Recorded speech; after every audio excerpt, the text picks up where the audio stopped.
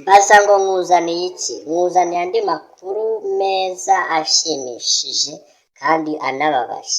Kora subscribe kugira icyo ubana nanjye cyo mugezaho amakuru atandukanye acaracara hirya no hino muri iki gihe cy'amatora. Amakuru mbazane rero kandi ababaje nuko perezida umukandida wa RPF atazaza mu karere ka Ngoma.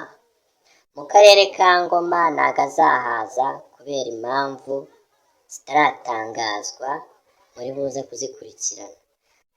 Ahandi hose bariyamamaje barazenguruka, mu turere twose barajyayo ko azajya Kirehe, ariko mu karere ka Ngoma ntabwo azahaboneka.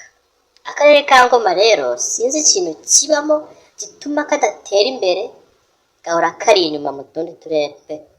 Imiturire yaho, imigaragarire yaho, amazu yaho mbona biri hasi pe.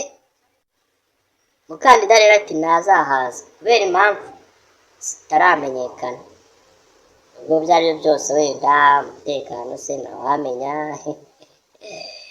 sigavuga ibyo nazi cyangwa se ngo mbabeshye. Abaturage ba Ngoma mwihangane, muzajya Kirehe mushyigikire umukandida wa RPF.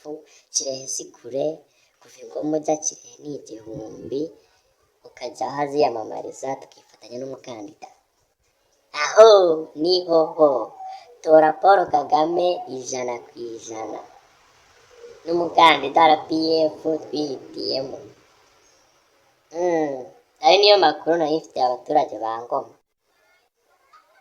Abaturage ba Ngoma mukore subscribe, tujye twibanira buri munsi kuri kakajwi channel The Voice Magic.